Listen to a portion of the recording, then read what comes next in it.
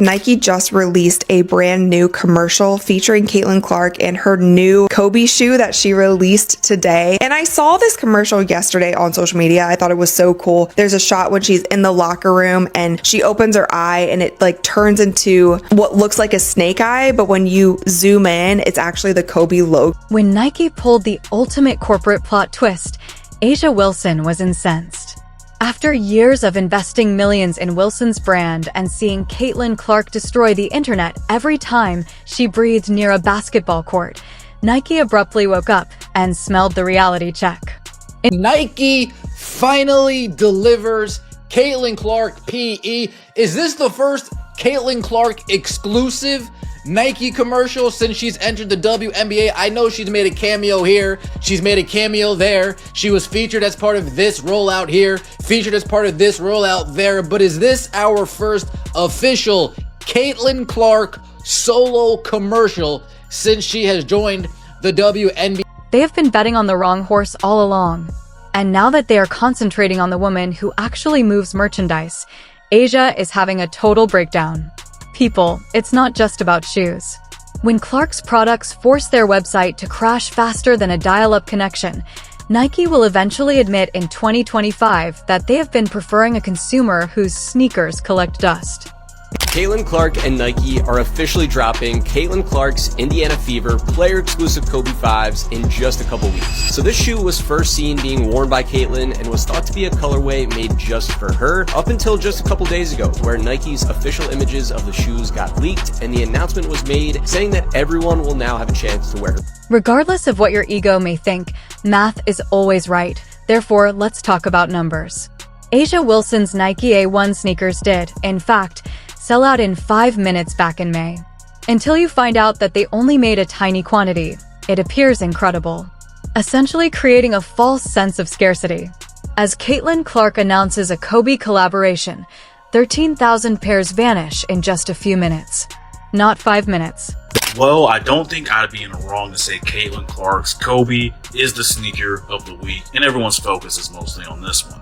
If you really wanted that shoe, I hope you put your footwork in, because there's supposedly only 13,000 pairs of sneakers out tomorrow. Combine that with a really high resale value, I expect this shoe to be a relatively difficult comp. But my hope seriously is that with Caitlin Clark's sneaker coming out, that this sets a precedent and we might see other exclusive player edition Kobe's drop for the public. It wasn't just that the Nike website grew slower. It effectively surrendered to Caitlin Clark's army. Resale values quickly surged to $350.00 to $600.00 on the secondary market. When Clark's products first hit the market, they don't just sell out. Black Friday seems like a casual yard sale because of the feeding frenzy it creates. These things is some fire. I'm telling you, where there's smoke, there is fire, and these things is hitting so hard. And who got a bot? Who a shoe plug? Because I need 2 pairs. I need one for the sneaker wall, and I need one for my feet, because these things is hitting right here, and no, I don't want to pay $600 on Go. But this is where things start to heat up. Nike gave A'ja the full princess treatment, investing 2 years in developing her own brand. Custom logos, personal design input, etc. They gave her permission to add quotes from her grandmother, Celtic symbols for her parents, and enough personal touches to make it a family album with laces. I lost all respect for Angel Wilson. I don't want to hear her opinions. I don't care what she has to say from this point on.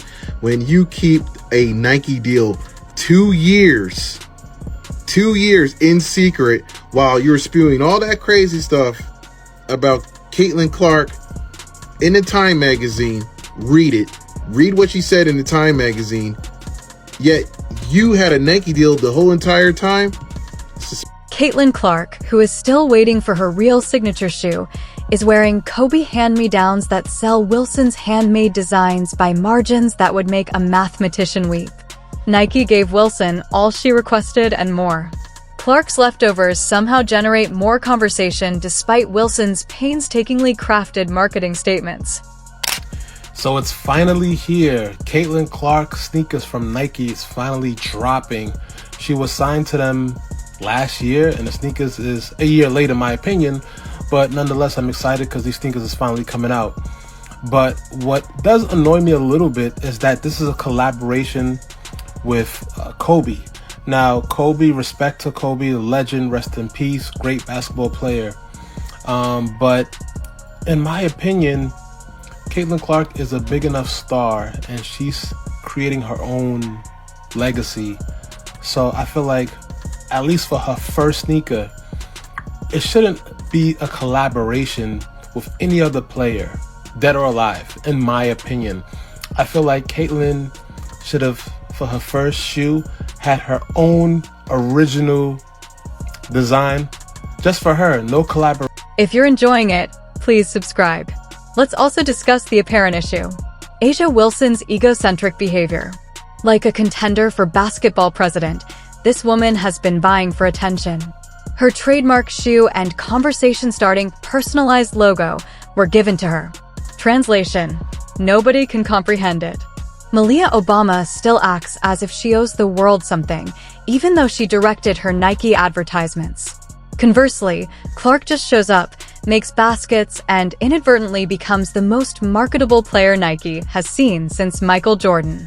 Wilson is out there demanding respect, whereas Clark is earning it by crashing websites and packed venues without even trying. And all this was done while the shoes being developed, while the collections being done. To demonize Caitlin Clark and try to label her as a privileged white girl that's getting all the privileges, even though she earned everything she got. This ain't about color. This is about good and bad. And I honestly find this a little evil. I find this evil. This is beyond bad, because you had the ability to speak up and say, hey, everybody, relax. Don't get on Caitlin Clark. She got a shoe deal. That's cool. I got one too. Mine's taking a little bit, but it's going to come out. Just be patient. She could have came out and said that, but she didn't. The funniest part is that Nike actually tried to make this work. In comparison to a commission-driven used car salesperson, they aggressively promoted Wilson's tail, created entire marketing campaigns based on her diamond-in-the-rough reputation, and extended her contract by almost $20 million. But Caitlin Clark's innate qualities cannot be manufactured. As soon as he signed her to an 8-year, $28 million, zero deal, Clark became Nike's most valuable asset without them having to do anything. Every time she steps onto the court wearing Nike apparel, she gets millions of dollars in free publicity. Wilson need production teams, plots, and well-crafted narratives. Clark just has to be there. Nike did not fumble Caitlin Clark. It takes years and years of research and development and building and designing and trialing and erroring to build a custom shoe line.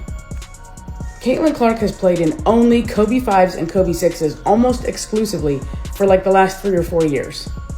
If they are building a shoe for Caitlin Clark, that Caitlin Clark is going to wear, that she's going to sell, that she's going to give away to her teammates, to her fans, to whomever, it has to be as good as, if not better, than the Kobe 5 or 6. And there's new Kobe variants out and she doesn't wear them.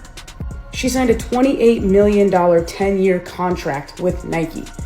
Year 2. We're in year 2 of that. The shoes are coming.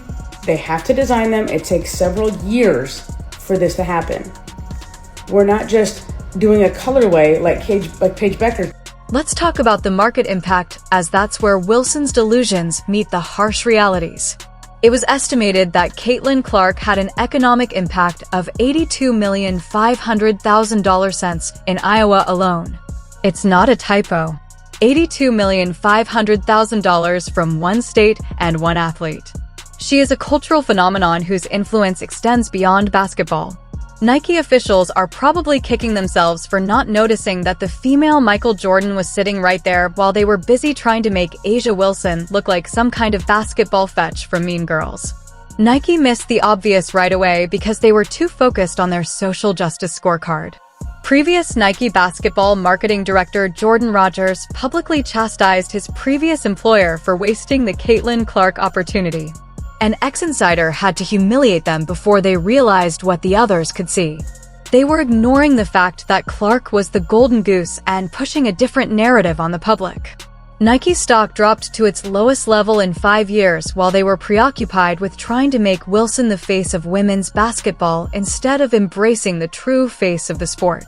Your stock price since 2021, it is down nearly 60%. Your executives and the people who are making these decisions, their stock options are worthless. Meanwhile, you have the single biggest needle mover in all of American sports since Michael Jordan, and you have somehow convinced yourself that you need to slow play this. Let me show you Google Trends search traffic for 4 female basketball players. There is one who only rivals Caitlin Clark, and that is Angel Reese, and you do not have her. She is over at Reebok. I am so confused as to how you would be so invested in the WNBA for several years, and you have been doing great work to try to elevate and uplift that league and many of the athletes there. But this seems like you have convinced yourself that this needs to be an either-or conversation. And we never have an either-or conversation in the men's sports. You have like 10 signature athletes. Half of them don't deserve a signature shoe. Suddenly, Nike is starting to wake up. The internet genuinely breaks down when Clark's Kobe sneakers fall. Does not experience lengthy traffic stops. Wilson is observing as her carefully thought-out rollout is overshadowed by Clark's unofficial sneaker release on Tuesday afternoon. The distinction is, the starkness of it is almost embarrassing. Wilson needs months of build-up, promotional tours, and marketing campaigns to move her stuff. Clark needs a social media post since people are already lining up in front of sneaker stores like it's a Supreme drop. But this is what has really distorted Asia. Nike is now acknowledging what everyone has known. It's not simply shoes that Clark sells. She is a salesperson for dreams. The market has spoken to its wallets, and that's the plain message. Asia Caitlin Clark represents the future, while Wilson is yesterday's news trying to stay relevant in the game of tomorrow.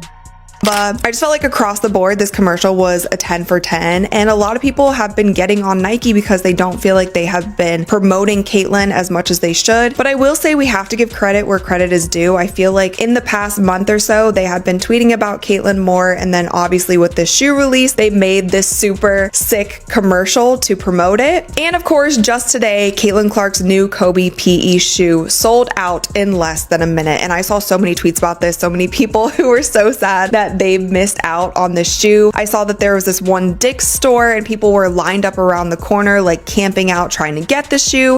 For years, Nike tried to create demand for Wilson while ignoring the natural occurrence that was happening right in front of them. They gave Wilson every advantage imaginable: Olympic gold medals, MVP awards, and championship rings, but they couldn't replace Clark's sincere connection with his fans. Wilson's achievements seem impressive on paper, but Clark's impact is more significant than that. In addition to being a champion basketball player, she is also a cultural icon. Nike finally realized that there is a difference. They can't believe that real charm always works better than fake narrative. Clark never asked to be the spokesperson for women's basketball. She just succeeded because she is clearly incredibly skilled at what she does. Wilson, however, has been promoting the position as if it were an elected position that she ought to inherit. I find it's very deplorable to me. I find it's very deplorable that you allow Caitlin Clark to get crapped on that whole entire time and even speak up. And on top of that, Nike's a bunch of a-holes too, because they didn't speak up and defend Caitlin Clark or speak up and say, hey, we got Asia's shoe coming. We got Asia's shoe coming. Just got to be patient. Caitlin Clark's going to get hers too. I don't understand the tactics here. All you're causing controversy that didn't have to be there. You're calling division where it didn't have to be there. You're calling racial, issues where it didn't have to be there. Not only is this adjustment a fantastic economic move, but Nike is making it to survive. While they were busy trying to get Wilson to happen, Clark was out here, raising the entire WNBA by himself. Her games receive over 1 million views on average, when some players only manage 300,000. Road venues are crowded wherever she travels. Young girls dress up as superheroes and wear her jersey. That isn't what manufacturing marketing is. Businesses would be inclined to associate with that natural cultural impact. When Clark and Kobe's duet was revealed, people were refreshing Nike's website as if they were trying to buy tickets for the Beatles reunion tour. Wilson's releases appear to be Nike-mandated school assignments. Clark's releases are like Christmas morning to basketball fans. her. You finally put her in a Super Bowl campaign with 9 other women, and all respect to them, but none of them are moving the needle quite like she is. Your tagline in that was "You can't win, so win." One of the best explanations I can come up with is that you are wringing your hands and afraid to enter into this politically divisive conversation that has been co-opted by the media and pundits who are race baiting and doing all kinds of ridiculous things around women's basketball. You can't win, so win. You have the unicorn, the chosen one, the one who everyone wants to hear from, and you were just sitting around Gatorade, State Farm, Gainbridge, Wilson Basketball, have all figured out how to have a point of view with Caitlin Clark. Please, for the love of God, figure something out. The irony is lovely. Wilson complained for years about not being recognized as the league's face, not getting enough recognition, and not getting her signature shoe in a timely manner. In the meantime, Clark quietly changed into everything Wilson claimed she had a right to be. Clark didn't act outraged on social media, demand it, or support it. She just earned it via pure, undeniable excellence.